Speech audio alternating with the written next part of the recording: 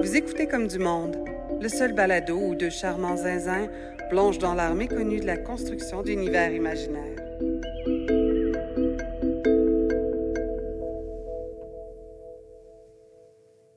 Salut Joël.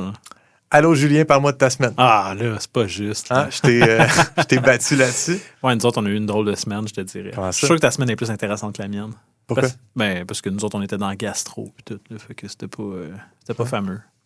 Je peux imaginer. T'étais Ouais. dans le gastro, tu flottais. Ouais, c'était Nice. ce qu'on appelle dans le jargon une semaine de marde. Oui. Non, mais moi, j'ai une chose à apporter. C'est un commentaire que j'ai eu d'une fan de Comme du monde. Ben voyons donc, on a Parce que ça a ça. l'air qu'il y a une personne qui nous écoute. Vraiment. Là, j'ai une preuve. Vicky. OK. Et c'est un erratum. Ah, bon, OK. C'est un commentaire sur Joël, tu t'es trompé. Mais on en veut de ça, on en veut parce qu'on va se tromper constamment. On s'est trompé plein de fois. C'est juste qu'on ne sait pas encore. OK. Fait que j'ai hâte que plus de gens commencent à nous dire hey, vous êtes trompé à l'épisode 4, à l'épisode 7. Là, on est c'est peut-être en train de se tromper en ce moment. Ah, moi, je pense que juste en disant ça, probablement que c'est même pas vrai. Puis quelqu'un va me dire Joël, en passant, tu t'es trompé la fois où tu parlais du fait que c'était possible que tu te trompes. OK. Hein? Au premier épisode, Ouais, qu'est-ce qu'elle voulait, Vicky? on a parlé de xénobiologie. Il y a de cela des lustres. Ouais. Et puis c'est ça. Écoute, moi, je connais pas ça comme du monde, la biologie. Je connais comme du monde, mais je connais pas la biologie comme du monde. Elle, c'est son domaine. Vicky nous dit écoute, Joël, t'as mentionné que la différence entre les prokaryotes et les eucaryotes, c'était qu'il y en avait un qui c'était juste une cellule, l'autre c'est plusieurs cellules. T'sais, fait que la distinction entre unicellulaire, pluricellulaire, quand on regarde la cellule, qu'est-ce qui se passe dans la vie. Et non, c'est pas ça. Je me suis gouré. OK, moi, je savais que c'était pas ça, mais j'osais pas comme le dire. Oui. Toi, tu voulais juste me préserver. Ouais. C'est tellement gentil. T'es tellement un bon ami en ondes. Ouais. Non, c'est qu'une cellule prokaryote n'a pas de noyau. OK. Puis une eucaryote en a un. C'est aussi simple que ça. Là, elle m'a envoyé une belle charte. On pourrait même la mettre avec le détail de chaque élément qui distingue les prokaryotes et des eucaryotes. J'ai pas envie de lire et d'expliquer le détail de cette charte-là. J'ai l'impression que ça... Tu sais, on couvre tout quand on parle de démiurgie, mais j'ai l'impression que la charte qui fait la distinction entre les prokaryotes et les eucaryotes... Ça commence à être pointu. C'est peut-être ça. On a peut-être enfin trouvé le seuil de... On va pas aller dans ce détail-là. Mais la charte est hot, là. Elle dit tout. Là. Il y a plein de beaux mots comme des organites et des mitochondries et des introns. Moi, c'est des mots que j'apprécie. J'ai juste pas le goût de les étudier. Ça, Vicky, elle t'a envoyé un texto, elle t'a écrit au Comme du monde podcast à commercial@gmail.com. Elle a fait quoi pour te communiquer cette information-là? Là, elle m'a écrit ça dans un message personnel parce qu'on se connaît personnellement. Ah, OK. Et puis, mais comme pour beaucoup de gens, elle me l'a juste mentionné de même, puis j'ai dit, non, mais attends, on en veut de ça, là. On veut des gens qui... Tu sais, si t'as quelque chose à nous dire, viens nous le dire. Fait on en profite pour lancer un message à tous les auditeuristes quand vous écoutez quelque chose qui vous intéresse, qu'on a dit, et vous avez quelque chose à rajouter, quand vous avez une question, ou quand vous trouvez qu'on était dans le champ, s'il vous plaît, dites-nous-le. On se rend compte que ça fait vraiment toute la différence quand... J'ouvre le Discord de Comme du monde, puis il y a des gens qui ont commenté qui avaient quelque chose à nous signaler sur quelque chose, une joke qui est sortie dans un épisode ou un élément qu'on a étudié puis qui était la personne s'y attendait pas. Tu sais, c'est pour ça qu'on le fait, le podcast, là. Ouais, puis si vous êtes vous-même démiurge ou vous travaillez sur un monde pour votre futur roman, votre prochain jeu de rôle, peu importe, votre game de Donjons Dragons, on aimerait ça entendre ce que vous faites dans votre monde, tu sais, puis on aimerait ça en jaser. Ouais, fait que c'est ça qu'on le dit, puis je pense que je l'écris à chaque fois que, mettons, que je fais un post Instagram, il est écrit, tu sais, contactez-nous, etc. On a un Linktree avec tous les liens, mais c'est sûr que la façon la plus simple de nous contacter, c'est simplement d'écrire au comme du monde podcast à commercial@gmail.com ou en DM de notre Instagram comme du monde. Ouais. Mais le Discord, c'est supérieur. T'sais, parce que là, il y a des gens qui font partie de cette communauté-là puis qui vont poster des GIFs ou des GIFs, dépendant. Moi, je suis Team GIF. T'es Team GIF? Ouais. Mais non, puis surtout que plus ça va aller, plus il va y avoir de gens dans cette communauté-là. Fait que tu veux peut-être pas nécessairement juste le feedback de Joël ou le feedback de Julien, mais le feedback de d'autres personnes que c'est leur passion de créer des mondes. Ouais, exactement. Fait que, puis aussi, ben, sachez que si vous faites ça, si vous nous lâchez des commentaires, ben, moi, je sais pas pour toi, Julien, mais moi, je trouve ça cool, ça, en début d'émission. Plus que qu'est-ce que t'as fait de ta semaine. C'est moins brun. C'est moins, ouais, c'est ça, c'est moins plate. Fait que de revenir sur ah ouais, telle affaire, on en avait parlé, il y a 6 épisodes, puis on l'avait quasiment oublié, mais oui, telle personne nous le mentionne. Fait que ça, c'est cool. Et puis, ben, tant qu'à s'auto-promouvoir, Oui. la communauté, c'est une belle chose, mais aussi, on a un Patreon. Hein? S'il y en a qui ont le goût de nous donner un petit cadeau de Noël, ce serait le temps. Fait que c'est ça. Juste lâcher aussi cet appel général. Appel à l'aide, disons-le. Pour nous permettre de créer du contenu de plus en plus grande qualité. Puis, Non, mais tu sais, juste là, je suis allé, je voulais me payer un sac de chips dans une machine distributrice de l'UQAM parce qu'on est dans les bureaux de choc.ca. Et puis, la machine a bouffé mon argent. Maudite machine. Fait que je me dis, si on vraiment on pousse le monde, venez nous encourager sur Patreon, donnez-nous un petit quelque chose, ben je vais pouvoir continuer à mettre mon cash dans cette machine-là, elle va tout le bouffer. Mais tu sais, je vais arriver kiff. Mais c'est peut-être un placement, dans le sens que là, tu as perdu de l'argent, mais si tu continues d'en mettre, à un moment donné, elle va juste te donner avec intérêt. Ouais, à un moment donné, la machine, elle va payer. Elle est due. Ça s'en vient. Ouais, ça s'en vient d'une minute à l'autre. Si vous êtes nouveau avec nous, vous êtes sur les ondes de choc.ca. Vous écoutez Comme du monde avec Joël Martin. Et Julien Lefort. Puis aujourd'hui, on va parler de tabous. Et de stéréotypes. Ouais. Donc, un épisode, écoute, on rappelle aux gens qu'on parle de world building, on parle de démiurgie, on parle de construction et création d'univers narratif. Mais là, ici, on se pose la question, comment on utilise le cliché et l'interdit dans la narrativité. Fait que le stéréotype, c'est des clichés sur la vraie vie, puis les tabous, c'est les interdits de la vraie vie. Bien, comment on peut les utiliser pour les amener et qu'est-ce qu'on peut créer comme stéréotype et tabou dans notre univers? C'est intéressant, puis j'imagine qu'on va l'apporter de ces deux angles-là, mais il y a un angle diégétique dans lequel tu développes les tabous de ton monde et les stéréotypes de ton monde. Mais il y a l'aspect aussi... toi, en tant qu'auteur, si tu as des stéréotypes, tu les transmets, est-ce que ça peut être maladroit? Est-ce que ça peut... C'est sûr qu'on n'a pas le choix de parler de ça aujourd'hui. Okay. Le biais. Tu sais, c'est ça, dans le fond, c'est le biais de la personne qui crée. OK. Ouais. Puis après ça, j'ai un petit texte à te lire sur Valterreur. Vrai. Je vais te faire la liste des choses interdites par l'Empire. Ouais. Est-ce que tu veux nous partir de ça? Oui.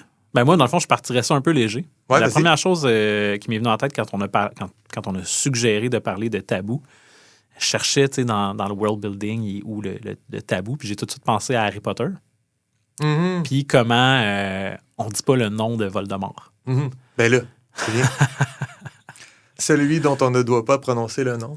Ouais, puis j'ai trouvé que, en termes de livraison, d'avoir ce tabou-là, ça introduit ton vilain avant même qu'on le voit, avant même, ça crée une sorte d'aura de terreur autour de ce personnage-là. Puis on l'a pas vu encore. Absolument. Ouais. Puis même que, je sais pas si tu te souviens de ça, tu as lu les livres? Ouais.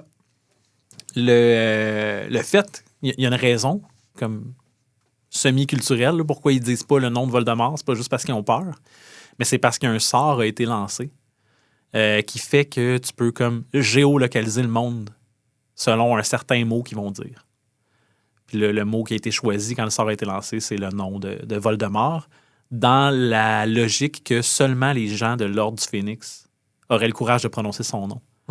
Fait que là, en prononçant le nom de Voldemort, ça ferait que les méchants, là, les mange-morts, ils finissent comme par « Ah, OK, il y a quelqu'un qui a dit le nom de Voldemort, puis cette personne-là est là. » Puis là, ils peuvent comme trouver cette personne-là, la traquer, la chasser. Ouais. Fait qu'il y a comme une raison. Il y a un tabou dès le premier livre. Puis il y a une raison pourquoi ce tabou-là existe. Puis ça donne un effet. Ouais. C'est vraiment un usage intelligent parce qu'il y a plusieurs niveaux. Puis le niveau 1, il est déjà hot.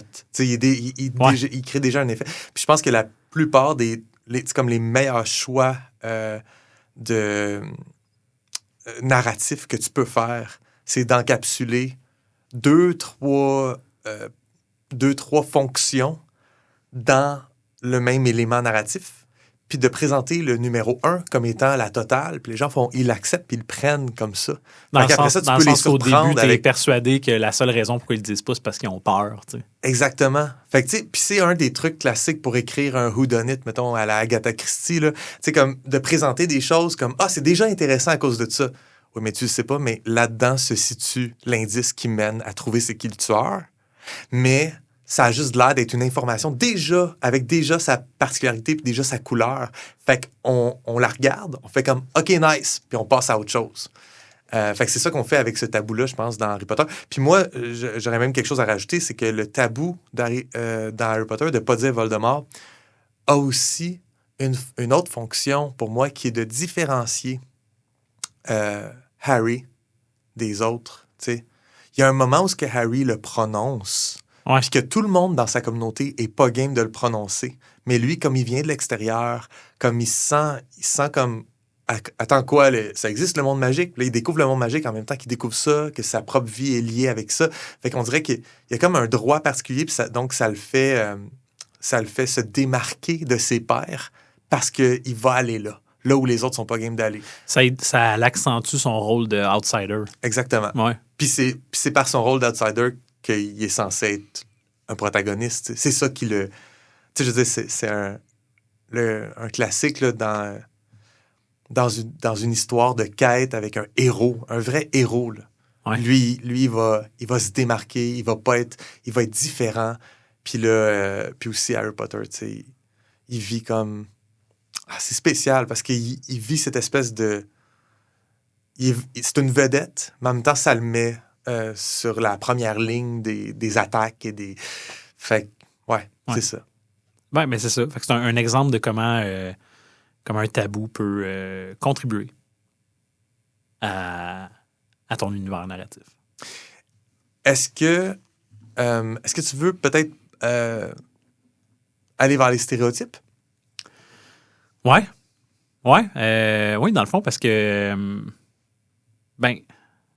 c'est difficile parce que moi, je le vois, comme j'ai dit tantôt, je le vois de deux côtés. Soit tu développes ce qui est un stéréotype dans ton monde. Tu sais, je pense que, mettons, au tien, là, dans Gadine, on peut facilement s'imaginer, puis je suis sûr qu'il y en a si je regarde les textes que tu as déjà livrés, on peut facilement s'imaginer qu'une espèce entretient des stéréotypes envers une autre. En fait, je pense au texte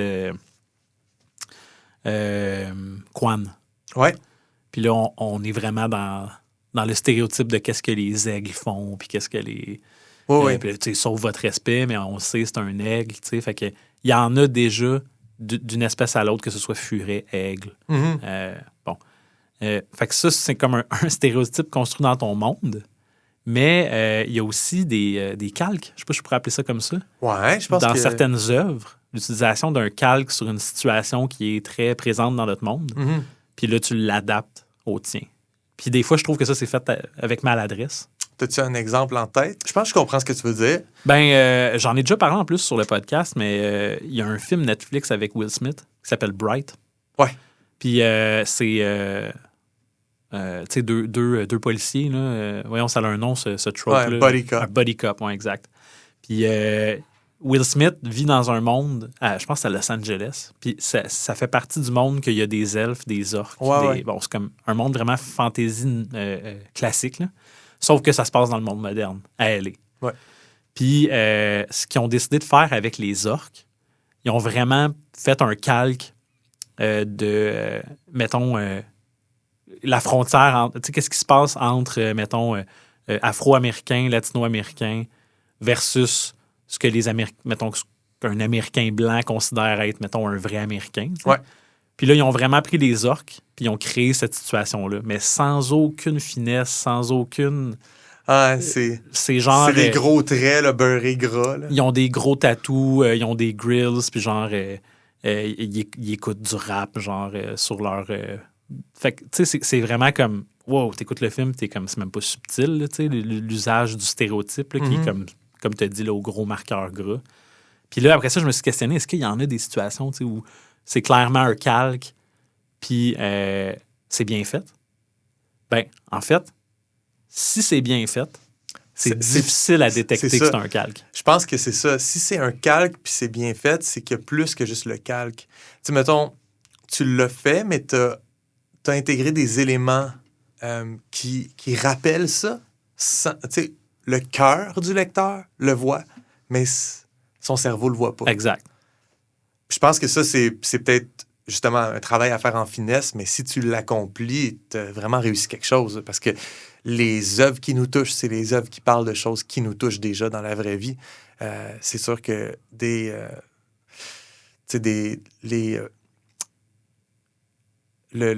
stéréotypes, le racisme, les inégalités. Les inégalités, l'injustice sociale entre les cultures, entre les ethnicités, entre les locuteurs de langues différentes, entre tout ça, et entre les genres. Et tout ça, si tu veux mettre ça dans ton œuvre, puis que tu le fais avec... tu sais, tu le fais bien, en le reportant dans un monde différent, je pense que n'importe qui va le sentir, puis il va savoir que ça a été amené, puis ça le touche, sans qu'il puisse dire « Ah ouais, OK, c'est les Latinos à LA. » Exact. Ouais. Moi, je pense, je viens d'avoir un flash. Ouais. Je sais pas si tu te souviens, encore une fois, c'est un film Netflix, là, je sais pas pourquoi ça me pop à ce moment-là, mais il y a le film La Plateforme. Non, je sais pas c'est quoi. OK. C'est comme un genre de prison dans laquelle il y a une plateforme avec toutes la nourriture puis les provisions. Ouais. Puis ça part d'en haut, puis cette plateforme-là descend de niveau en niveau. Puis ceux qui sont au niveau supérieur vont pouvoir profiter de plus de choses sur cette fameuse plateforme-là. Puis plus elle va descendre, ben moins il va y avoir de stock dessus. Ouais. Puis ceux en haut, ben ils vont se servir pour trop. C'est comme comme les fables modernes sur les inégalités sociales. Tu sais, Snowpiercer. Snowpiercer, exactement, ouais. Mais tu vois, tu peux pas nécessairement dire « Ah, ben là, c'est un calque de telle ou telle situation. » Mais on comprend sur quelle corde ça tire là, au niveau émotionnel pour le lecteur ou pour la personne qui écoute le film. Là. Tu sais, quand tu pointes, par exemple, à Gadine, j'essaie de faire ça des fois, puis on pourrait se demander d'où ça vient. Moi, mettons, je peux prendre mes animaux anthropomorphes puis me dire, c'est quoi les stéréotypes qu'on associe? Puis c'est drôle parce que le choix que j'ai fait de prendre des animaux anthropomorphes, c'est un peu juste pour faire quelque chose qui est simple, qui est facile à comprendre, mais qui n'est pas des elfes puis des orques. Ouais. Puis ça a été joué et rejoué. Genre, c'est pas quelque chose d'original, les animaux qui parlent. Genre, il y en a plein de versions de ça. Fait que je veux juste une version de plus parmi tant d'autres.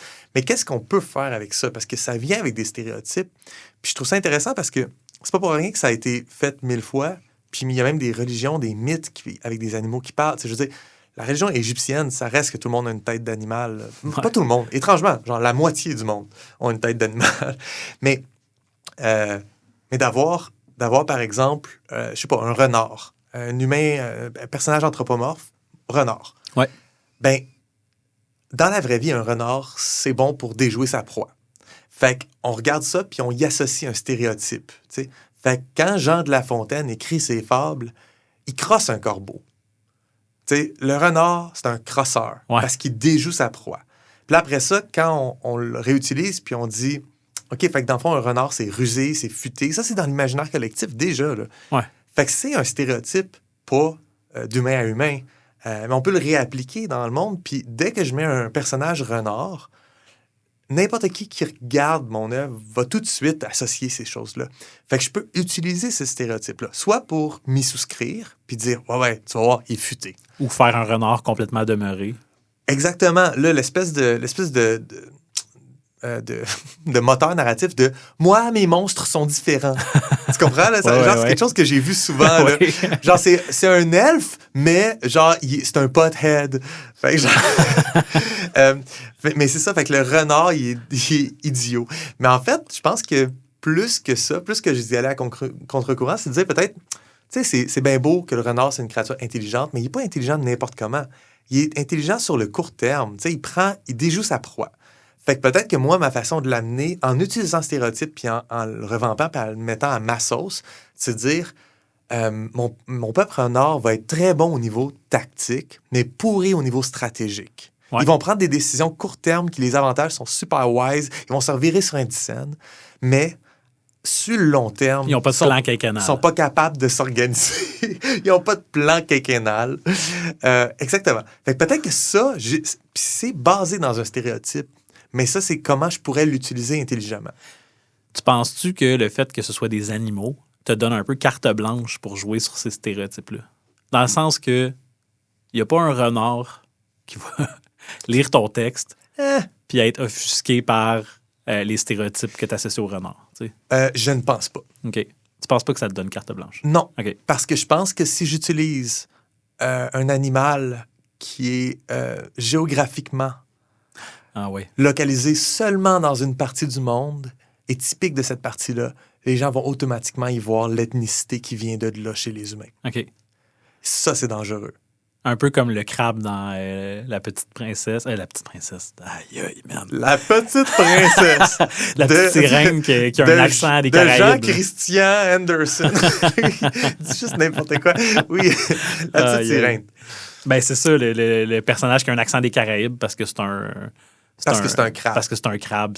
J'espère que c'est un crabe et qu'on n'est pas en train de dire n'importe quoi. Là. C'est pas clair. C'est un arthropode. Ouais, c'est ça. Ouais, je comprends ce que tu veux dire. J'avoue que la localisation de l'animal...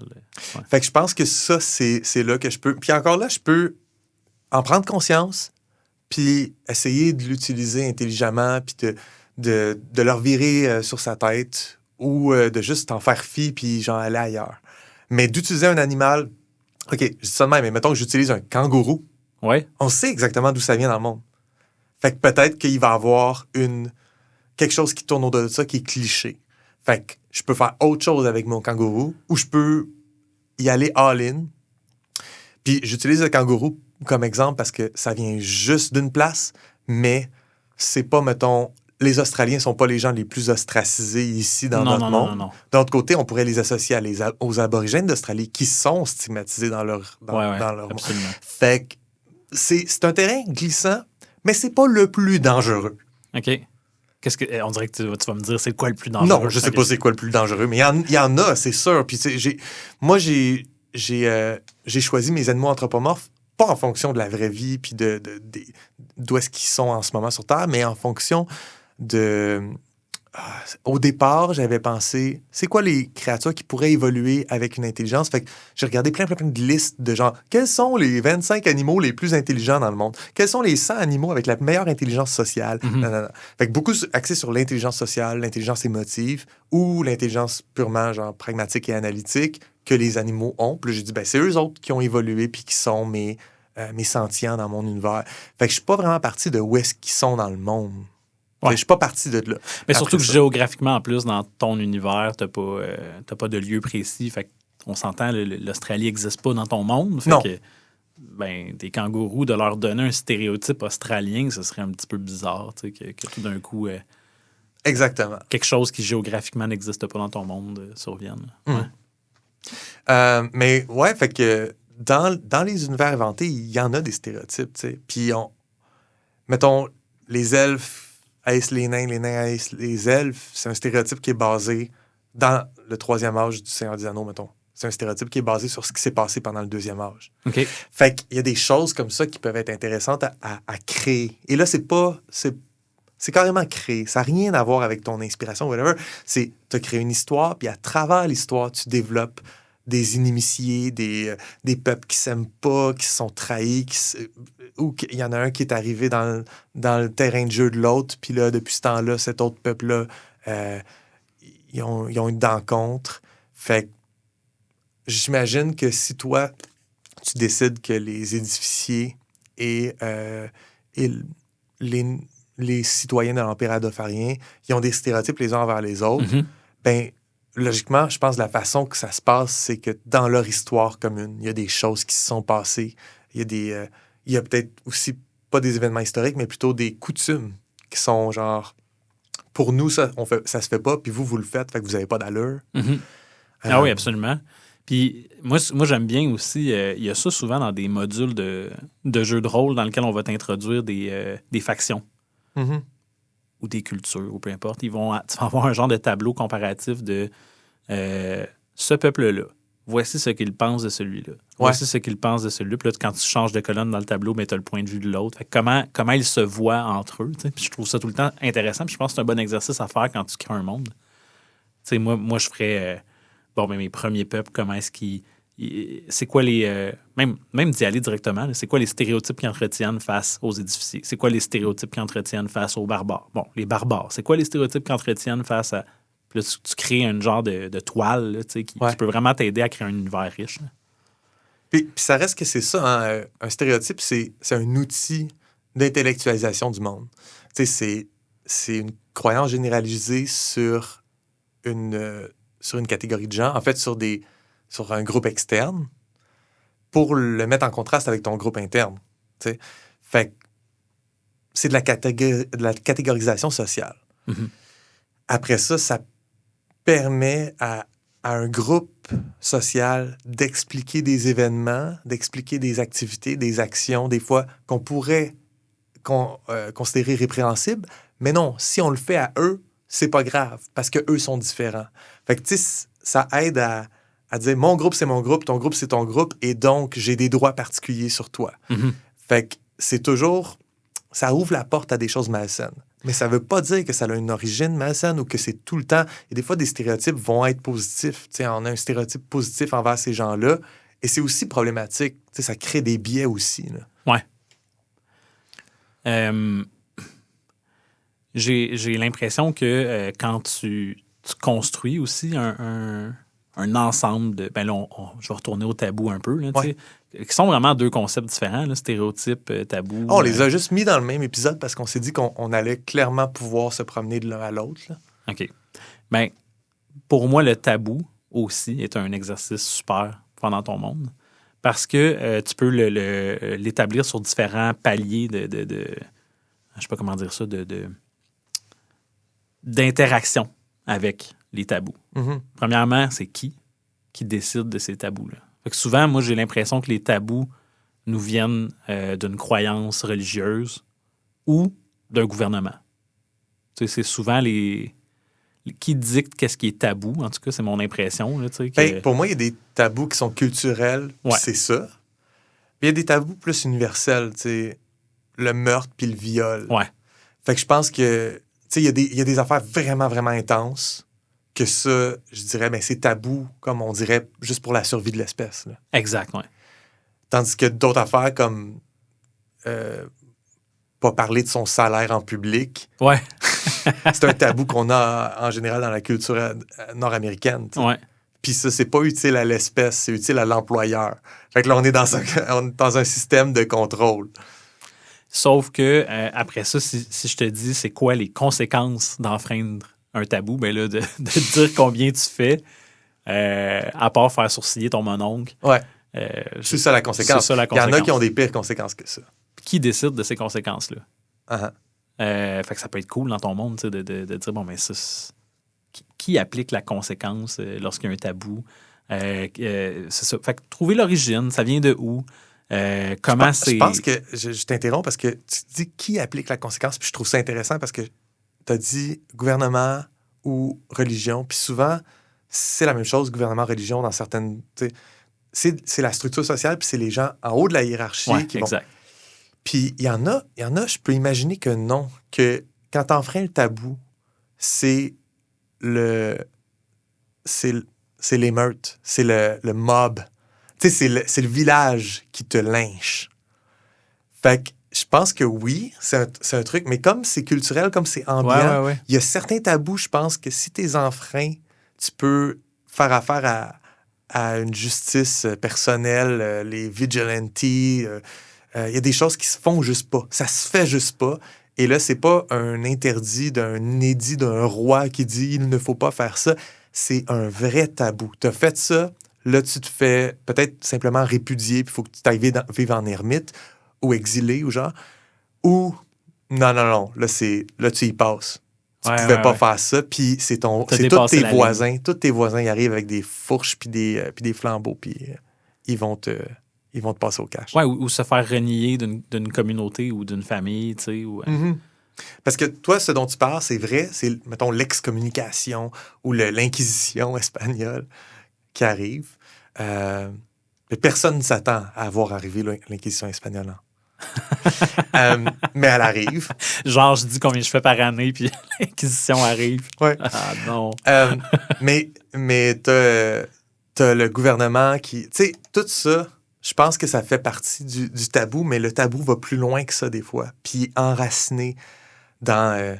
genre, ta communauté, à la mention du tabou, est mal à l'aise. Quand le tabou est en frein, elle est fâchée. C'est comme, puis ça, c'est drôle parce que là, je peux pas donner d'exemple, on dirait, genre, si on va dans une conversation... Pédophilie, mettons. Ouais. C'est ultra tabou. Exactement. Avec raison. Puis ça, c'est le genre d'affaire qui peut provoquer la colère d'une communauté, Ouais. Fait que je pense que la violence d'une communauté, même. Si on parle de travailler les tabous dans une œuvre narrative, c'est super intéressant. Puis, tu sais, oui, on parlait tout à l'heure de terrain glissant avec les stéréotypes, mais pour moi, le tabou, c'est pas un terrain glissant dans ce sens-là. Si tu décides que tu le fais, tu sais. Parce que c'est pas un terrain glissant. Soit tu vas pas là parce que personne ne va jamais là, mais soit tu le fais. Puis si tu décides que tu le fais, c'est pour en parler, c'est pour le traiter. Fait que dans un contexte de science-fiction ou de fantasy ou d'inventer un univers, on dirait que c'est un bon carré de sable pour faire cet exercice-là, pour pouvoir parler d'un tabou sans nommer notre tabou. OK, t'sais. Comme dans Buffy the Vampire Slayer, le fait que son histoire d'amour, son love interest, c'est quelqu'un qui a genre 400 ans de plus qu'elle, mettons. Là. Mm-hmm. Ça leur permet de traiter du tabou sur la différence d'âge dans un couple, mais comme à l'extrême. Là. Est-ce que dans Buffy, c'est un... Ben là, j'ai dit 400 ans, là, mais j'ai l'impression non, qu'Angel, c'est un vampire qui a comme 100, 150, 200. J'ai jamais regardé Buffy. Oh. J'avais pas le câble. Ah. Mais c'est quoi qui se passe? Est-ce que c'est traité ou c'est juste une mention comme ça, puis toi, tu pourrais l'analyser comme un tabou? C'est drôle parce que je pense qu'il passe à côté de... Il passe à de côté? Le traiter, ben oui. Ouais, c'est ça. Fait que pour moi, c'est pas un exemple... C'est une opportunité manquée. Oui, exactement. Ouais. C'est un exemple de... Il aurait pu le faire, puis ils l'ont pas fait. Entretien avec un vampire de Anne Rice, un des personnages que c'est une petite fille qui a été transformée en vampire, fait qu'elle est comme maintenue dans son corps de petite fille, mais elle a genre ça, là, 100, 200. Là. Fait que je pense que là-dedans, par exemple, il traite plus de la difficulté de ressentir, de faire l'expérience du monde en tant que personne immortelle et âgée, mais dans un corps d'enfant. Tu sais. Il y a plein d'œuvres comme ça qui sont plus fantaisistes, puis qui vont, surtout justement les vampires, qui vont traiter d'un... écoute, l'idée du loup-garou adolescent, là, ouais. Ça a tellement été vu plein de fois, puis ça parle de puberté. Ça parle de puberté, c'est ton tu veux corps pas qui se parler, transforme. Ouais. Mais ça, je n'irais pas juste à dire que c'est un tabou universel, mais c'est clairement dans le spectatorat visé, c'est-à-dire t'écris quelque chose pour des ados, ben ils veulent pas que tu leur dises « La puberté, c'est ça, la puberté, c'est ça ». Ils veulent voir des monstres. Tu leur montres des monstres qui vivent une puberté, puis là, ça les touche, puis ça vient... Fait que c'est un bon transfert, un bon calque, justement, de ça. C'est-à-dire, on parle pas de puberté, on est en train de parler de se transformer en monstre. Mais entre toi et moi, on parle de puberté. Ah, il n'y a pas un film en plus. C'est quoi? C'est-tu Pixar ou là, je suis comme perdu un peu, là, mais ça s'appelle genre Seeing Red ou. Oui, avec le panda roux, là. Oui. La petite fille qui se transforme en panda roux. C'est exactement ça. C'est exactement ça. Je sais pas le bon titre, par exemple. Ça s'appelle comment? Je sais pas. Turning Red. Turning Red? Ouais. Je vais faire une recherche pendant qu'on jase. Puis, Et donc, ça, il me semble que c'était un discours sur les écarts générationnels. Puis, tu sais, fait que c'est grandir, puis essayer de se détacher du contrôle parental. Puis, c'est Turning Red. Bravo. Ouais, mais je l'ai vu quand Okay. c'est sorti. Ouais. Tu sais, ça m'a pas marqué, mais ça s'adressait pas à moi. Mais j'ai trouvé que c'était très bien fait. Mais Pixar, leur dernier film, à chaque dernier film plus récent de Pixar que j'ai vu, je trouve que c'est toujours bien fait, mais ils m'ont perdu en termes de m'impressionner. Ouais. Parce que je trouve qu'ils ont toujours la même magie, puis la magie fonctionne. Mais là, je sais que quand je vais voir un Pixar dans quoi je vais embarquer, tandis que la première fois que j'ai vu le premier Pixar qui est venu me chercher dans mes émotions. Tu sais, mettons, Toy Story, j'étais jeune. J'ai adoré ce film-là. Mais là, plus ça avance, plus que je me disais, bon, c'est des films pour enfants. Puis là, à un moment donné, j'ai vu, comment ça s'appelle? Inside Out. Mm-hmm. Je m'attendais à rien, mais il est venu me chercher. OK, ouais. J'ai fait, il y a une émotion qui est vraiment forte dans ce film-là, tu sais. Puis je trouve que T'as-tu vu ça, Inside Out? J'ai pas vu Sans Inside Out, dessus. ouais. Est-ce qu'il y a un tabou quelconque qui est exploité là-dedans? Ben, ça parle aussi de puberté, mais OK. plus intellectuelle. Tu sais, genre, la puberté, je veux dire, dans le sens, le développement de soi-même avec soi-même dans ses souvenirs, passer de l'âge enfance à l'âge adolescence, Ouais. accepter que d'autres choses est possible que d'avoir du fun dans un carrousel. Tu sais, des fois, il faut que tu vives ta tristesse, etc. Fait que c'est un beau message. Ça s'adresse à des ados, mais moi, j'étais comme touché par ça parce que c'est clairement quelque chose que je suis capable de reconnaître puis qui vient me chercher dans une œuvre quand ça parle de accepter de vivre la tristesse. Il n'y a pas juste du fun dans la vie. Je pense que ce message-là qui est en s'adresse... un tabou aussi, ou qu'il l'a été. Exactement, longtemps, oui. là. C'est une forme de tabou. Puis moi, j'ai été élevé avec ce tabou-là, clairement, autour de moi. Là. Parce que je le ressens comme un tabou, comme « Ah, ils ont osé dire que Mm-hmm. genre c'est possible de vivre des mauvaises émotions puis que ça soit une bonne chose. » Ouais. Tu sais, on est dans Santé mentale 2.0. On est en 2023, mais le film est sorti en 2012, puis dans notre société en 2000... Je sais pas en quelle année c'est sorti. C'est pas moi qui Google, c'est toi qui Google. Mais Inside Out, ouais, j'ai trouvé qu'il avait fait quelque chose de cool. Puis ça fait une couple de films de Pixar que je trouve qu'ils font encore la même chose de cool. Fait que bravo, mais ça m'impressionne pas comme la première fois, ça m'a impressionné. Il y a aussi Soul qui parle de la mort, tu sais, Ouais. puis d'accepter tout ce qui vient avec. Là. Oui, puis c'est un tabou fort, la mort. Tu sais, tout à l'heure, on a dit c'est culturel, il y a un aspect culturel. Puis tu sais, on peut le voir, là. Il y a des choses qui sont tabous dans une culture puis qui sont pas dans l'autre. On est tous conscients de ça, là. Il y a même des stéréotypes associés aux tabous qui sont dans une culture puis pas dans une autre. Ouais. L'étiquette à table. Tu sais, puis des petites affaires de même, mais aussi des choses plus intenses. Juste le fait que dans beaucoup de cultures arabes, moyen-orientales, etc., la plante des pieds est reconnue comme la partie la plus dégueuse de ton corps puis la plus souillée. Fait que, tu sais, tu mets pas tes pieds sur le divan ou des choses comme ça. Fait que, tu sais, c'est quelque chose qui est tabou, puis on comprend que ça a une origine qui est profonde, puis ça attire vraiment un dégueu de la part de la personne qui le vit, puis moi, je le vis pas. Là. Moi, je suis pas aussi intense là-dessus. Fait que c'est culturel. D'ailleurs, enlève tes pieds de sa table. Oui, OK. J'essayais... Dans le fond, il n'y a rien de ce que je viens de dire qui est vrai. J'essayais juste de défendre, d'argumenter que c'était correct qu'en ce moment, j'ai mes pieds dans ta face. C'est 2015, Inside Out. OK. Fait que c'était pas loin. Non. Hmm. Non. Mais c'est vrai que pour revenir à l'idée là, de parler de la mort, c'est quand même un gros tabou. Là. Tu sais, c'est... Oui, mais je pense, les vrais tabous dans notre vraie vie, là, c'est, mettons, je connais quelqu'un qui s'est suicidé. Là, c'est rough, mais on en parle, tu sais. Qu'est-ce que je dis à un enfant de 4 ans? Ouais. Ça, c'est une vraie situation de tabou dans notre monde, dans notre société. Puis, est-ce que c'est différent de ce que je dis à un enfant de 7 ans? C'est quand le moment où tu peux parler de ça.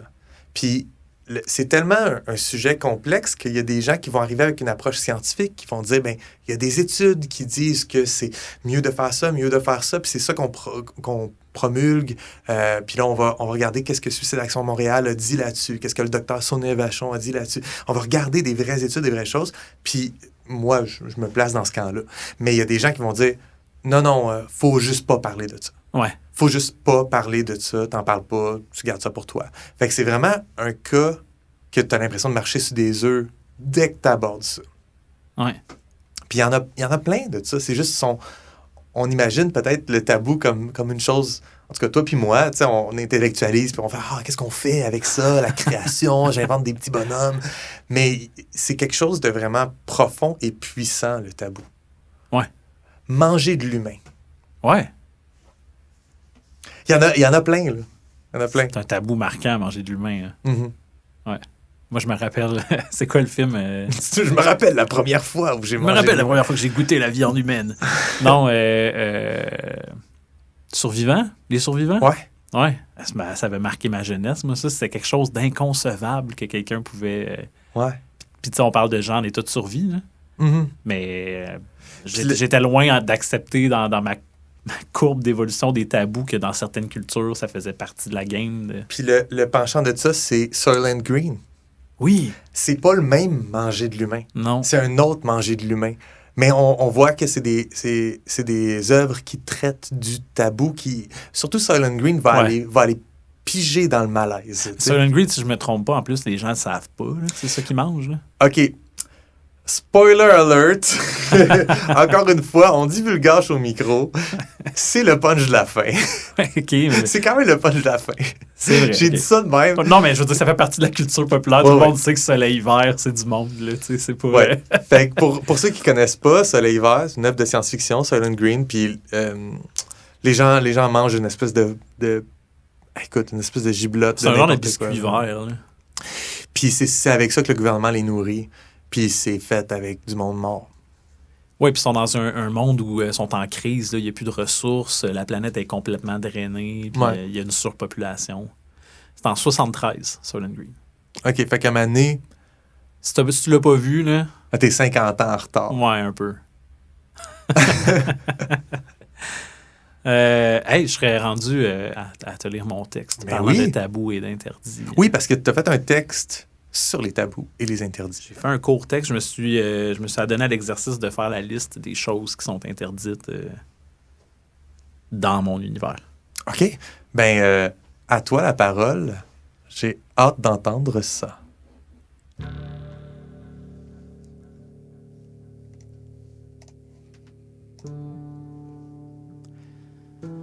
Sont frappées d'un interdit impérial les choses suivantes. Toute autre langue que le latin. Toute tentative de traduction de texte en langue étrangère. Toute possession d'un texte en langue étrangère, ces textes doivent être soumis à l'empereur. Tout type d'activité en lien avec les Aranéens du Nouveau Monde. Toute culture de champignons. Toute référence à la vieille religion. Tout rituel ou toute pratique faisant référence à la vieille religion. Cela inclut, mais ne se limite pas à faire une minute de silence, faire référence à une présence maternelle et divine qui incarne la nature, à l'exception de Vénus, prier, entretenir ou réparer un sanctuaire, monument, temple ou tout type d'édifice religieux datant d'avant l'arrivée de l'empereur, la magie, tout type d'activité en lien avec les disciples de Pluton, la diffusion et le marché d'idoles de contrebande. Tout type d'interaction avec les collectionneurs. Ils doivent être détruits dès leur découverte. Tout appel à la révolte, insurrection ou tout encouragement à la sédition. Toute forme d'aide, de commerce ou d'affiliation avec l'exilé et ses troupes. Amendement. 1.1. Les édificiers bénéficient d'un droit sacré de parler leur langue, mais seulement à l'intérieur même des galeries. 1.2. Les édificiers peuvent chanter dans leur langue. 1.3. Un édificier peut faire de la politique dans sa langue seulement lorsqu'un interprète est présent. 2.1. Bien que la magie incarne le blasphème et qu'elle représente une insulte envers l'empereur, elle est tolérée lorsqu'utilisée de l'autre côté de Valterreur. 3.1. Échappent à la législation actuelle les situations suivantes. Capture d'un collectionneur intact si le protocole d'isolement est respecté.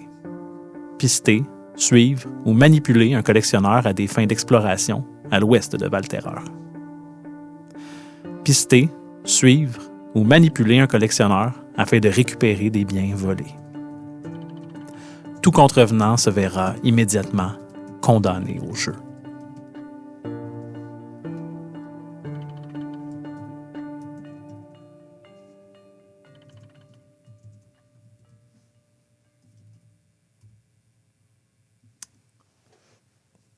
Yes. Merci, Julien. Ça fait plaisir. C'était court cette fois-ci. Ouais, écoute, je sais pas trop si je mets ça sur le dos de la gastro ou... On peut mettre ça sur le dos de la gastro ou on peut dire que c'était ton intention. Ah oui, je voulais artistique. bref. Oui. Donc, t'étais all-in dans le sujet. Ouais. T'as dit, moi, je vais faire une liste de tabous. Mais je me suis dit que de façon diégétique, s'il y a des choses qui sont interdites, il y a quelqu'un quelque part qui a une liste des choses qui sont interdites. Ouais. Puis le texte que tu nous as livré il y a 2 semaines, ça comprenait ces choses-là. Ouais. Et moi, j'avais déjà jeté un coup d'œil à ça. Fait que je me suis... C'est pour ça que tu m'as parlé de vieille religion, J'ai là, dit, 2 la semaines. vieille religion, puis là, t'as fait, tu t'avances là où nos auditeuristes ne peuvent pas te suivre. Mais oui, il y a dans ton texte juste une liste de toutes les affaires que t'as pas le droit de faire. Et puis, t'as parlé tout à l'heure de c'est quoi les conséquences? Ben là, la conséquence est simple. T'es envoyé au jeu. Envoyé au jeu. Fait que c'est le fun. Ça a l'air le fun, les jeux. J'imagine que c'est Le Colisée. le Colisée. T'es un gladiateur, tu te fais mettre peut-être un couteau dans les mains, puis il y a des bêtes immenses qui viennent te ramasser. Exact. Ouais. Est-ce que y a-tu des chances de devenir un grand combattant au jeu ou c'est vraiment... Ah, c'est une bonne... Tu sais, Maximus, là. Exact, ouais. Parlons-en. Parce que, genre, tu te fais envoyer au jeu pour en finir avec ta vie. Qu'est-ce qui arrive si t'es l'Espagnol? C'est pas dans ton... C'est tellement pas dans le texte que tu viens de lire, je vais juste poser des questions. Non, mais c'est une bonne question, dans le sens que est-ce que ce serait une histoire intéressante de voir quelqu'un qui a changé son étoile en surmontant les jeux, en devenant une genre de coqueluche du public, là, tu sais? Puis c'est-tu accepté ou est-ce que l'empereur automatiquement fait comme « OK, lui, c'est fini. Ouais, c'est ça, le pouce par en bas, là. » Le pouce par en bas, tu sais. Je sais pas. Je me laisse ça ouvert. J'avais pas réfléchi à ça. Cool. Dans ma tête, les jeux, c'est difficile de les surmonter. Mhm. Puis tu sais, ça peut se terminer en bonne vieille exécution aussi, les jeux. Là. C'était souvent le cas d'ailleurs. Là. Oui, il y avait du spectacle, mais il y avait aussi juste combien de temps ça prend à brûler quelqu'un? Tu sais, il y avait ça aussi au Colisée. Là. Fait que... Moi, j'avais un commentaire justement à ce niveau-là, mais là, je l'avais noté comme à la toute fin. Mais parlons-en maintenant, parce qu'on est en train de parler des jeux, mais il est à la fin du texte, fait que je pensais en parler à la fin. Allons-y. Est-ce que c'est un interdit de faire de la magie? Ouais. Donc, la magie est connue, reconnue, mais c'est interdit. T'as pas le droit. T'as pas le droit. Si t'es condamné au jeu, puis t'es d'un jeu, puis t'es déjà... Ta vie est déjà... tu sais où je m'en vais. Ouais, c'est une bonne idée. À quoi ça sert de respecter cet interdit-là? Fait que tu peux peut-être t'en sortir des jeux avec ta magie. Puis là, après ça, les autres personnes qui sont autour, eux, ils n'ont pas le droit d'utiliser de la magie contre toi, sous peine d'être condamnés au jeu. T'as un edge. Y a-tu des picadors, des espèces de genre foremen du Colisée, qu'eux, ils ont le droit d'utiliser la magie pour contrôler les magiciens condamnés? Moi, j'aime vraiment l'idée que pour faire de la magie, ça te prend l'usage de la parole. OK. Fait qu'est-ce que le Colisée peut limiter l'usage de la parole, que ce soit par un casque, là, un appareil, ou juste par cruauté extrême, couper la langue ou coudre les lèvres, je sais pas. Ou est-ce qu'ils disposent d'outils qui leur permettent d'annuler la magie? Je suis pas rendu là dans ma réflexion. Mm-hmm. On dirait que j'y pense, la magie, parce que je me dis qu'à un moment donné, on va faire un épisode là-dessus, puis il va falloir que je prenne des décisions. Mais on dirait que n'importe quel outil qui bloque la magie est magique. Ouais. Tu sais, comme par définition, c'est quelque chose qui s'inscrit dans de la magie. C'est un type de magie. Tandis que couper la langue... Couper la langue, pour moi, c'est plus fort. Ouais. Comme c'est une meilleure idée. Uh-huh. Ouais. Je faut fais quand pas même souvent ça, de dire ça, c'est une mauvaise idée, ça, c'est une bonne idée. Mais je pense que c'est, dans les 3 affaires que tu as nommées, couper la langue, ça me met quelque part là, que je trouve intéressant. Ouais. Puis c'est aussi très physique, là. C'est pas dans le monde magique, là. Non, c'est comme... c'est avec ta langue que tu fais de la magie. Tu pourras pas faire ta magie ici. Ouais. Bon, je suis content qu'on brainstorm. Ouais, je vais prendre des notes. Fait que je vais aller voir ce que j'ai. Premièrement, je connaissais pas la tradition du damnatio memoriae, OK. qui est le nom de ton document. Du texte, ouais. Du texte. Je vois que c'est une vraie tradition romaine. Ouais. Peux-tu m'en parler un peu? Ouais, dans le fond, c'est. Je pense que souvent, c'était plus dirigé contre des figures politiques ou idéologiques. Puis c'était le fait d'effacer quelqu'un de l'histoire. Fait que d'enlever son nom de tout.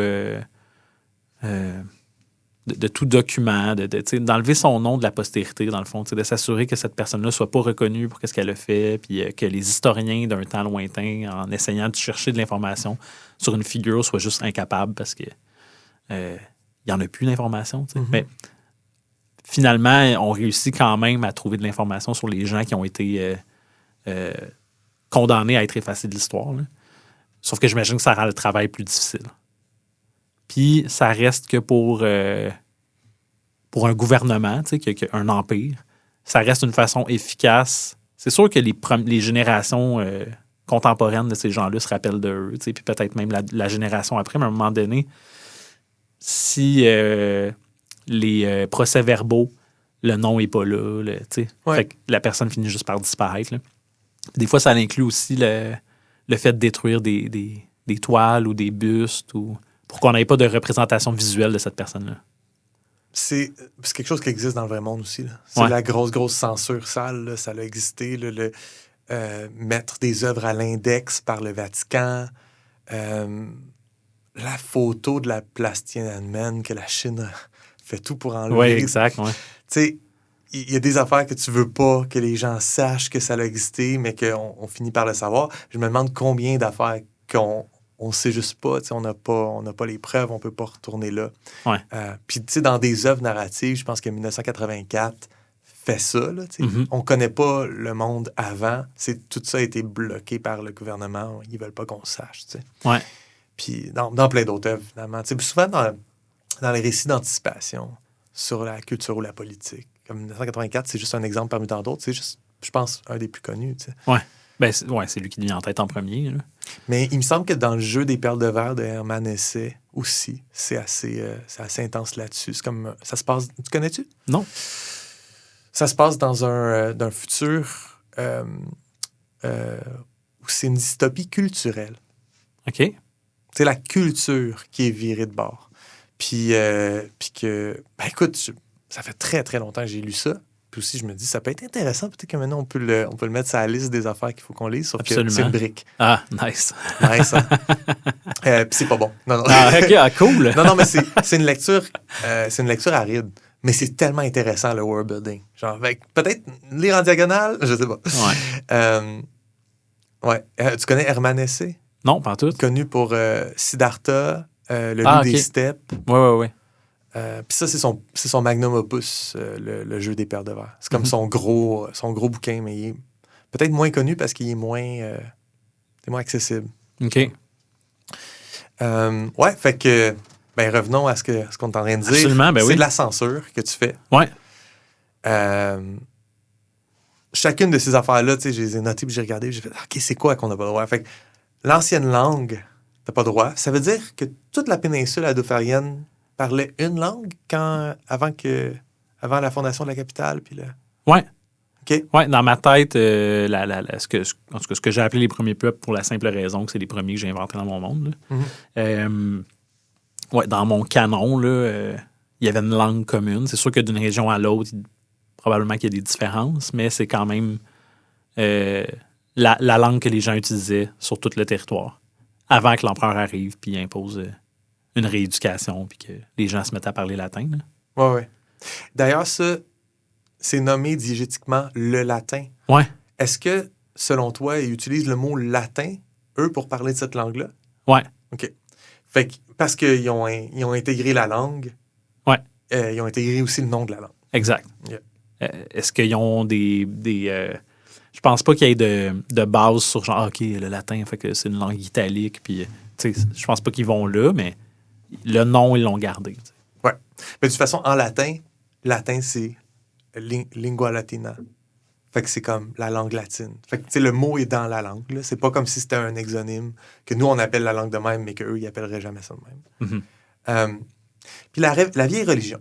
Fait Ouais. on connaît des choses sur la vieille religion avec ton autre texte, ton texte de là, 2 semaines. Ouais.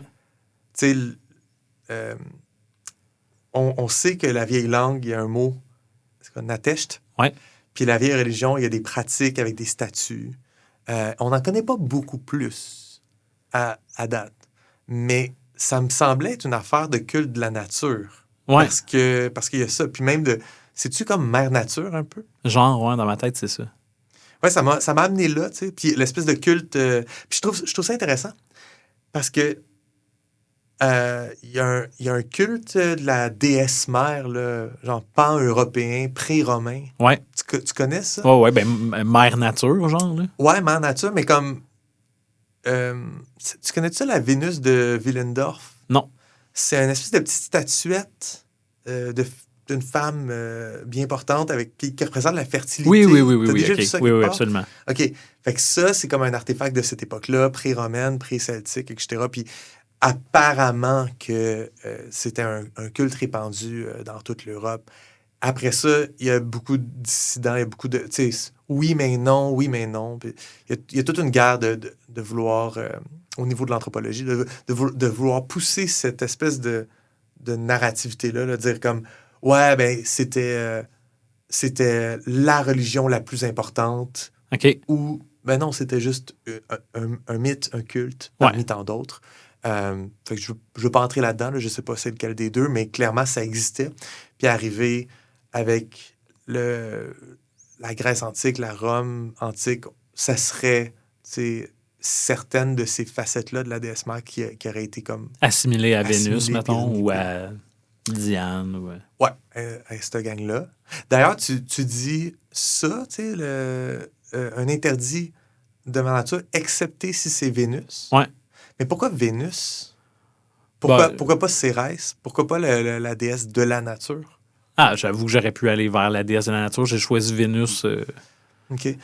Parce que quand tu nommes des dieux romains, je me dis, c'est tout le temps les mêmes dieux romains. Fait que j'ai l'impression peut-être qu'ils ont gardé un club select du Panthéon qui sont les plus hot, selon C'est un eux. peu ça.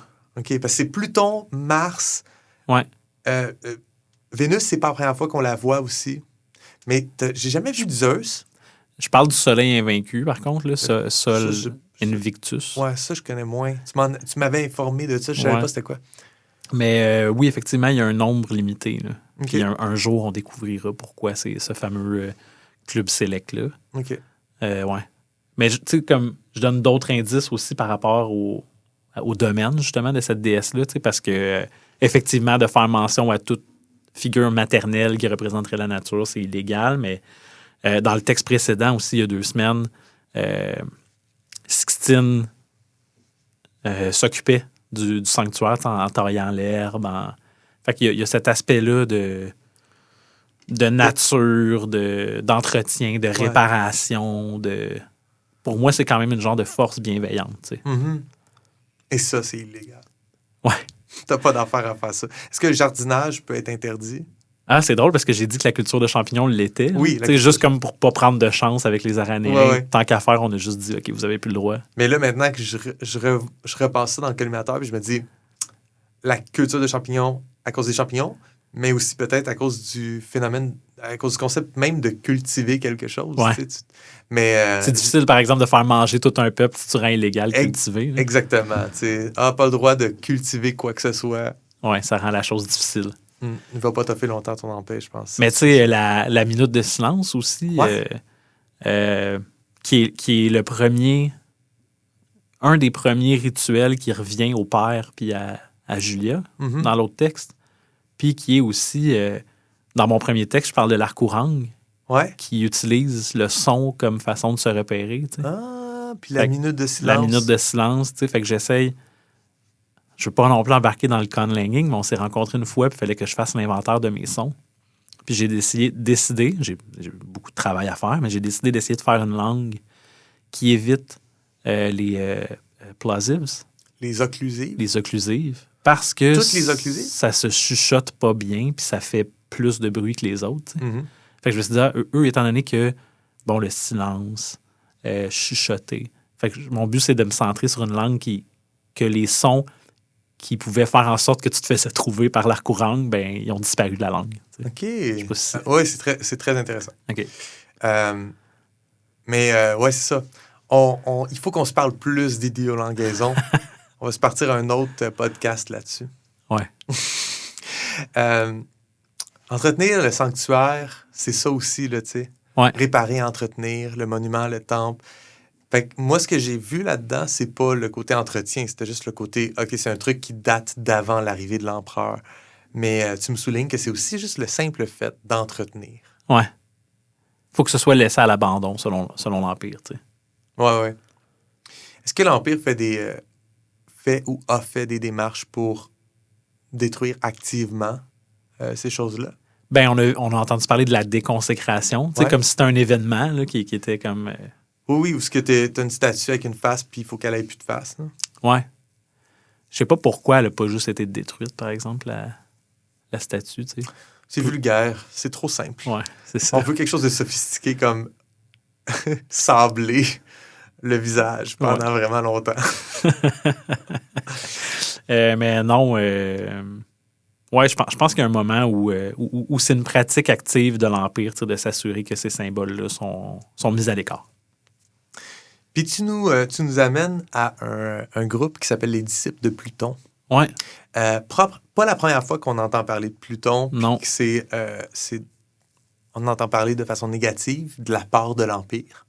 Ouais. Mais c'est encore pas clair pour moi qu'est-ce que c'est puis qu'est-ce qui se passe.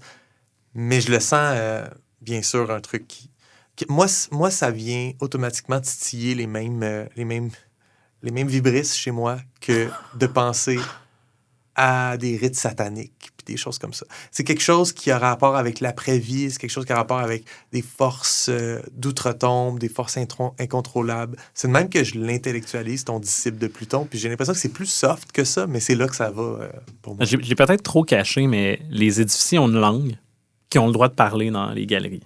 Non, mais ça, tu l'as pas caché, il est dans le texte. La première fois qu'on a entendu parler de Pluton, c'est quand j'expliquais dans le deuxième texte que les édificiers ont comme un marché avec cette entité-là, qui fait qu'ils ont perdu des droits, ils ont perdu des libertés. Étant donné qu'ils parlent leur langue, moi, je pense que c'est comme très, très, très improbable que, dans le fond, Pluton soit le vrai nom de cette entité-là. Je pense qu'elle a été comme traduite, réimaginée, si tu veux, par l'Empire puis par la langue latine. Puis j'avais envie de donner une dimension un petit peu plus... j'avais envie que les édificiers aient leur truc d'intéressant qui se passe, aient leur conflit interne, tu sais. Fait que pour moi, les édificiers, ils ont quelque chose. Puis tu sais, les édificiers habitent sous terre, tu sais. Fait que pour moi, le Pluton, c'est encore ma menace native de mon monde. Ouais. Puis ça appartient au monde du souterrain. Exactement. Le monde du caché, de l'occulté. Ouais. Mais pas nécessairement de l'occulte. Non. Je comprends. Mais je me le garde, tu sais. Puis je me disais que si je faisais une liste d'interdits, mais je mettais juste des affaires qu'on savait déjà qui étaient interdites, c'était plate. Fait que là, j'ai mis des choses que j'étais comme, ça, moi, à un moment donné, je veux en parler. Fait que je l'ai mis dans la liste. Les collectionneurs aussi, tu sais. Les collectionneurs. Puis là, je vois que les collectionneurs, on dirait que c'est en lien avec le marché d'idoles. Tu sais, que c'est eux qui les ramassent puis qui les revendent. Parce que tes amis, une après l'autre, c'était mon premier regard a été comme, ah ouais, diffusion, marché d'idoles de contrebande. On a déjà parlé d'idoles il y a très longtemps. Puis là, tout type d'interaction avec les collectionneurs. Là, je suis comme, est-ce que les collectionneurs, c'est eux qui font du recel d'idoles? T'sais. Puis je pense pas, parce que tu m'as expliqué que les collectionneurs, c'est une espèce de fée. Puis... Fait que je pense que c'est deux concepts différents. Ouais, c'est deux concepts mais différents. mon esprit est allé là naturellement. J'avoue que c'était peut-être maladroit de les mettre un en arrière de l'autre. Je pense pas que c'est maladroit, c'est juste ça m'a amené quelque part. Puis les idoles, mais en fait, ce que ça dit, peut-être, ça devrait te dire quelque chose, c'est que les idoles, c'est encore flou pour moi. Ouais, il faut que je travaille là-dessus dans les 2 prochains textes. T'es pas obligé, tu peux le garder flou. Mais les idoles, c'est encore flou pour moi. Puis les collectionneurs le sont un peu aussi. T'sais. Fait que c'est juste, tu peux faire des liens et dire, est-ce que Pluton, c'est un collectionneur d'idoles? Comme, c'est les éléments que je connais pas, je peux rien faire avec. Fait que, tu sais, on grappille, on essaie de trouver des... Je pense que c'est central aussi, les idoles, à date, à tout ce qui se passe du côté narratif, parce que Sixtine a dit qu'elle va ramener une idole, puis de préparer son triomphe. Je leur place à une couple d'endroits, tu sais, que c'est comme quelque chose, des idoles. Puis que là, maintenant, il existe comme des fausses idoles, des idoles de contrebande. Fait que, il y a un lien entre les collectionneurs et les idoles. Je pense que je vais me donner comme but de m'en aller vers ça dans les prochains parce que c'est vraiment central à ce qu'on rappelle est un jeu de rôle, finalement. Là. Moi, je veux qu'il y ait des gens qui partent sur des quêtes. Puis... Fait que c'est sûr que si je me pose la question à quoi ça rime tout ça, je me dis, est-ce que les idoles, c'est des artefacts et l'Empire les a et les contrôle, mais il y en a plein qui sont pas dans l'Empire. Puis il y a des gens qui sont des héros qui reviennent avec une idole pour l'Empire, au nom de l'Empire. Mais là, il y a d'autres gens qui sont après ces idoles-là à l'extérieur de l'Empire, des collectionneurs, puis ils voudraient les avoir. Puis en même temps, il y a des gens qui font des idoles de contrebande pour faire semblant qu'ils en ont, puis pour vendre à des faux héros qui vont juste acheter une idole, puis dire, revenir à l'Empire, puis dire « J'ai trouvé une idole », puis ça n'est pas une vraie. Fait qu'on dirait que ça, c'est l'affaire que je peux voir maintenant. Je pense que j'aurais pas le choix là, d'aller vers les idoles dans le prochain texte. Pour juste comme complètement éclaircir cette partie-là, puis s'assurer qu'il n'y ait plus d'ambiguïté. Mais je pourrais te dire qu'à date, il y a juste une instance d'idole qui a été rapportée. OK. Puis c'est Mars. C'est pour ça qu'il y a un temple du sommeil de Mars. L'idole est là, genre? Ouais. OK. C'est comme un En fait, repositoire pour la relique. Ben, dans un des textes aussi, je parle qu'à un moment donné, Sol Invictus merge avec Mars. OK. Je sais pas si tu te rappelles de ça. Oui, le Soleil invaincu et sa fusion avec... Je sais pas comment tu... Fait que non, l'idole ne repose pas au temple, mais il y a un temple, un genre de commémoration, tu sais. OK. Mais ouais, je va vraiment falloir que je plonge là-dedans. Ça va être cool. OK. Ben oui. De l'autre côté, plus tu plonges là-dedans, moins je suis à Val-Terreur. Ben au contraire. Tu peux le faire à Val-Terreur. Ben oui, parce que dans le fond, pas avec le temple de Mars que ça va se passer. Les idoles manquants ne sont pas sur le territoire de l'Empire parce qu'on les aurait trouvés déjà, tu sais. Je comprends. C'est ça un peu l'objectif de l'empereur, c'est de pousser la population en nombre à explorer les endroits qui ne sont pas explorés pour trouver ces idoles-là. Est-ce que le fait qu'il y a des risques que les idoles se retrouvent dans les galeries souterraines, ça motive l'empereur à vouloir accepter les édificiers? Absolument. Pour qu'il soit à sa solde puis qu'il aille trouver les idoles en son nom? Oui. Sauf que l'empereur a de fortes raisons de penser que les idoles sont en surface. OK. Une autre affaire qu'il va falloir que je précise. OK. Ouais. Une idole, ça se tient en surface. Ça a peur du noir. Ouais. Okay. Ben, prochain texte, man, ça va être comme vraiment clair. OK, c'est bon. Ouais. Parfait. J'irai pas là pour l'instant. Dans 2 semaines, on va savoir. Ouais. Tout appel à la révolte, insurrection, tout encouragement à la sédition, ça n'a pas besoin d'être expliqué. Non. On dirait que ça va dans la liste d'interdits de tous les régimes. Toute constitution, tout est... Ouais. En passant, juste le dire, c'est illégal de ne pas vouloir faire partie de notre empire. Exact. Puis l'exilé. Ouais. Ben là, là, tout de suite, tu m'as ramené à l'exil, la ville qui s'appelle l'exil, qui est, quand tu avais présenté ta carte géographique, puis les différentes expansions de l'Empire, l'exil, c'était là que les gens qui ne voulaient pas faire partie de l'Empire, les premiers peuples qui étaient récalcitrants, c'était... Mais là, pour la première fois, j'ai l'impression qu'il y a un commandant, un capitaine des troupes. L'exilé, c'est le prophète de ceux qui n'acceptent pas Adofar. Ouais. Est-ce qu'il est encore vivant? Est-ce qu'il existe ou c'est l'exilé et ses troupes, mais c'est juste une affiliation avec ce concept-là? Il existe. C'est un je pense qu'il était post-expansion, mettons, je pense que c'est la première, j'ai pas la carte sous les yeux. Il était là, à la place qui s'appelle l'exil. Tellement il a été là longtemps, tellement longtemps qu'on a appelé cette place-là l'exil. Oui. Mais à la dernière expansion, ben, il y a eu des affrontements, puis il a été comme repoussé hors de Val-Terreur, puis là, on se dit que probablement que l'exilé prépare. Puis je parle même dans le texte précédent que les barbares aiment ça attaquer Val-Terreur quand ils, on le sait, là, pendant les Saturnales. Ils vont être occupés, on va les attaquer. Puis il y a un trou dans le mur, fait qu'est-ce que le trou date de la dernière fois que les barbares ont attaqué? Puis tu sais, les barbares, s'ils sont en barbares puis qu'ils connaissent rien à la civilisation, la grande civilisation adofarienne, ben l'exilé... il peut agir comme un informateur. Les barbares, maintenant, ils savent c'est quelle date les Saturnales parce que l'exilé leur a dit. Ouais. On dirait que c'est de même que je l'interprète. Ouais, puis est-ce que l'exilé, il connaît full sa langue maternelle? Est-ce que c'est un intellectuel qui est à l'affût de sa propre culture puis qui veut pas que l'Empire écrase sa culture? Est-ce que c'est lui, est-ce qu'il fait de la magie? Il fait toutes les affaires sur la liste. Sûrement. Tu regardes cette liste-là, puis lui, il a un jardin de champignons. Encore une fois, pour avoir un bon jeu de rôle, moi, mon but, c'est d'avoir plusieurs feux d'allumés en même temps. Là. Parce que je veux que ce soit intéressant. Je veux qu'il y ait des conflits intestins. Intestinaux? Ouais, je connais ça. Tu connais les conflits intestinaux? Je les connais bien, oui. OK. Mais ouais. C'est ça. Fait que mon but, c'est de garder plusieurs pistes, des idées d'aventure, Fait que je pense que, je sais pas, est-ce que tu trouves que ça se passe bien? Est-ce que ça... Ben oui, en fait, oui. Je vois que tu fais plusieurs affaires en même temps. Puis après ça, tes joueurs vont avoir la chance d'embarquer dans ce qui est possible, dans ce qu'ils auraient à faire, puis ce qu'ils ont le goût de faire là-dedans. Fait que je pense que c'est la bonne façon de procéder, mais oui. Mais tu sais, c'est sûr que pendant qu'on regarde ça, on n'est pas en train de regarder ce que les Aranéens font. Puis, ouais, exact. Oh oui, non, c'est la bonne... Moi, je pense que c'est le bon profil. Je pense que tu nous as servi quelque chose qui a de l'allure, puis qui peut nous orienter pour tes prochaines...